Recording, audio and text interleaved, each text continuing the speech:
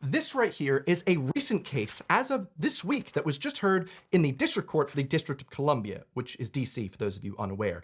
Why exactly is this case so important? Who's actually going head to head? Well, the plaintiffs, l'Association des Américains Occidentaux versus the US Department of State themselves. And if you are an American that's currently living abroad, the results of this hearing are going to hopefully blow your mind for the better. Hi everyone, my name is Edinger, and if you're unaware of the current situation Americans have to live through when they live abroad, you probably haven't seen the best video I've ever uploaded on this YouTube channel, in which I detail that the US is one of only 2 countries, outside Eritrea, that supports citizenship-based taxation, a barbaric system in which you basically pay tax based on your citizenship, as opposed to everywhere else in the world, which goes with residency-based taxation, where you pay based on where you live. Now, because of this situation, it means that Americans abroad are subjected to paying double tax. Now, a lot of people will come up when I say this and say, oh, that's not actually true. There's a threshold, there's a double tax system, so you don't actually have to pay unless you make over a certain amount of money.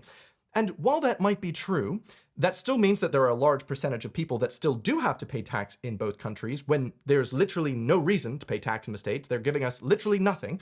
But also, the one small thing that people forget to mention is that even if you do not have to pay tax in the States, regardless, you still have to pay an accountant an incredibly hefty fee every single year just to file your IRS documents to tell them that you don't owe them any money. Because the US tax system is so incredibly convoluted and bloated, because the fact that tax-supporting lobbyists, such as the TurboTax and such, made it so difficult and continues to stay difficult for Americans to file, that listen, if you're an American, just imagine how difficult it must be for Americans not living in the US to file. It's already hard enough for Americans living in the US to file. We have so many extra forms living abroad. I have a tax-free savings account. Oh, that's an extra form. I have a UK-based business. Oh, that's an extra form. What if I get married? Boy, my taxes get even worse. So basically, if you're an American living abroad, you don't really have the same rights as Americans living in the States. You don't really have that life, liberty, and the pursuit of happiness. I mean, there are many reports of Americans living across Europe that because of their first citizenship, they don't have the rights to open a bank account. I personally can't open a stocks and shares ISA, which is a savings account. Just can't open it. Legally speaking, I could, but none of the banks here support anyone that has American citizenship. So really great. The country in which I currently call my home doesn't allow me to essentially be a first-class citizen because of my American citizenship. When people unaffected by this situation hear about it, they often go, well, why don't you just renounce? Get rid of the US citizenship if it's such a big deal. Well, the Obama administration covered that as well. You see, before 2010, none of this was really an issue. The fee for renouncing citizenship was $0, and for the most part, Americans abroad didn't really have a reason to renounce. You know, the dual citizenship thing is pretty cool. You could be a citizenship of England, you can be a citizenship of America, same time, everything's totally fine. They acknowledge it as long as you know what side you're gonna fight on when you're drafted, as if. But 2010, the Obama administration passed this lovely act called FATCA, which caused all the major issues that I've currently been talking about. So, with all the mountains of extra paperwork that FATCA entailed Americans abroad have to suffer from, well, it caused many Americans to be like, actually, I'm weighing this up and it's not feeling too good. And so they upped the renunciation fee from $0 to $450. However, people were like, okay, yeah, there's way too much to worry about here. I'm still gonna renounce. And so in 2014, the Obama administration just went, let's just raise it to $2,350 just to get rid of your citizenship. What compelling interest do they have for this? IDK, they just did. So they raised it to a value that is 20 times the average of the top 10 highest earning countries in the world's renunciation fees. 20 times, even the UK, which is one of the highest costs to renounce in the world. I believe it's at 470 US dollars equivalent. The US is 4 times that much. We are #1 at renunciation fees. So if you are an American abroad, you've got a couple options here. One, you could just ignore it and pretend that this isn't happening. You could just pay an accountant £1,000 to £2,000 every single year just to tell the IRS that you don't owe them any money, or that you do and it's a very small amount. Or you could just pay $2,350 and get rid of it. Get rid of the citizenship, get rid of the headache, and be totally fine. But if you go with option 1, see, the issue is with that FATCA Act, even if you don't live in the States, you've never lived in the States, you see, legally speaking, if you just ignore it and the IRS catches you and you haven't signed up and paid this FATCA bill and at least told them how much money you have every single year, well, legally speaking, they can take 50%, that's 50% of all the assets you own, or $100,000, whichever is greater. So that's pretty cool. So obviously option one's not really on the table, and therefore you're basically being milked for about £1,000 every single year, depending on how many forms, how many different things you've got to fill out, or spend $2,350 once, which either way is not really looking good, because it's not like you just pay $2,350. You also have to basically make sure that you're totally good with the IRS for up to 5 years, which for a lot of Americans abroad who just found out that they actually are required to file their IRS documents every year, oh boy, that's going to cost even more money. And that's where this case comes in. I cannot believe we've actually gotten such positive results. So essentially, the Association of Accidental Americans went up against the US Department of State and claimed that renouncing your US citizenship should be a US citizenship right. You should have the right as a citizen to be able to renounce. And by stating that you need to pay a $2,350 fee, that is basically making sure that only the people that have that level of disposable income are able to get out of the tax system, and therefore it is an unfair and unjust policy. Now, weirdly enough, they've been trying to fight this for so long, but for some reason, interestingly, before the hearing actually even took place, 3 days prior, the US Department of State has expressed intent to lower the cost from $2,350 back to the original $450, which is turning quite a few heads in the State Department. In fact, the judge that was here for the oral presentation was a bit puzzled specifically on if this was such an important price that they set for a very compelling interest, why was it that they so quickly were able to be like, oh, we'll just drop it 4 times? Interesting. When asked, well, what was this price about? Like, did you actually check why was this price set?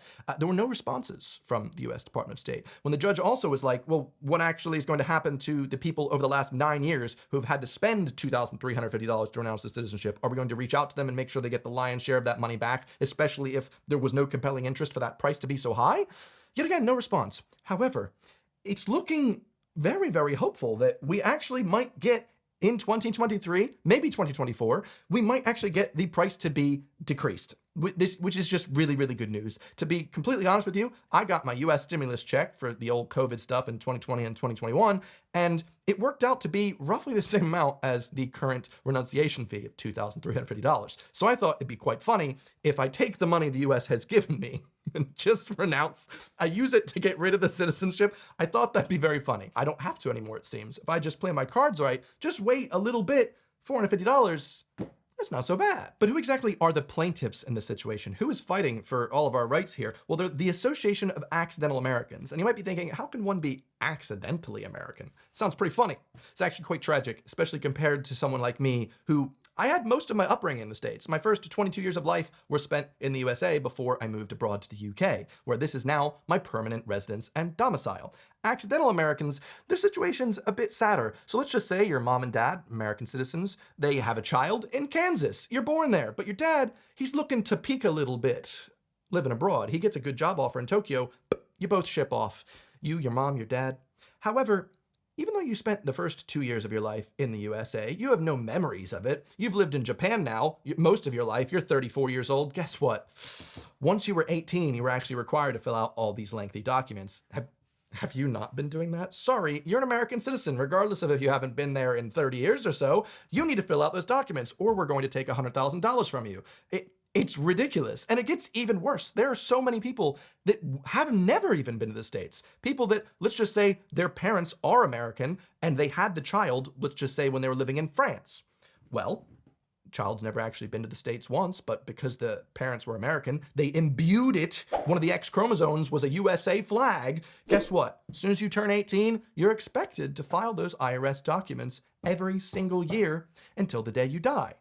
It's just a horribly unfair system, which is why citizenship-based taxation is horrible and should not be a thing. But no matter how you look at it, this is like the first win I've ever heard of for Americans living abroad. Usually the State Department just kind of slaps loads of stuff on us, this FATCA Act, the FBAR, all these fees, and we just kind of deal with it because even though we're a huge population, if you consider us together, we're spread out around the world. And even though we do have voting rights, my home state doesn't give a crap about my rights about living abroad. The Democrats abroad are always trying to snake into conversations with expats, being like, oh, don't you want to vote for us?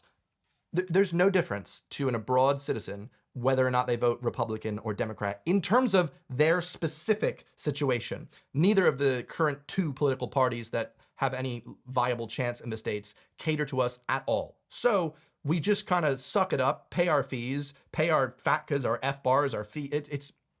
It's not nice. Anywho, this is one of my rare specialty niches that whenever I find information out about, I will update you on. It's not, imagine if this is all I did on my YouTube channel. I do flat tours. I do a lot of UK versus US stuff, and I talk about US expat relations. Adult stuff.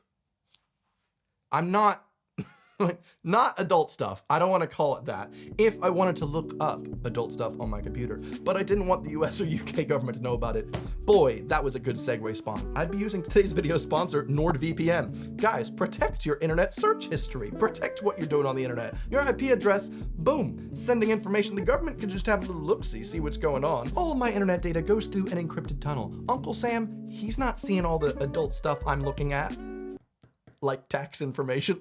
And NordVPN is the fastest of all the VPNs, so it's the one that I'm going to choose every single time. And they've sponsored this channel for quite a while, and I used them before they sponsored me. So it's kind of like a win-win for me. If you'd like to sign up to NordVPN and protect your browsing history today, use my link in the description, nordvpn.com/Evan, or use code Evan at checkout. Get a 2-year plan with a huge discount. Guys, they're just crazy discount. Best discount they ever give you. Anyway, thank you very much for watching today's video. If you have any thoughts, if you're an American abroad, tell me what your thoughts are. Every time I meet an American during my travels, I bring this type of topic up, and the amount of times they're like, what? You have to do that? Troubling. Anyway, I've got an updated Duolingo video and a house Q&A video coming up in the next couple weeks, so I will see you guys next time. Goodbye. USA loves the citizenship-based taxation, even though it's shit, and if it were residency-based, well, at least if you'd think that, your opinion would be based. All right.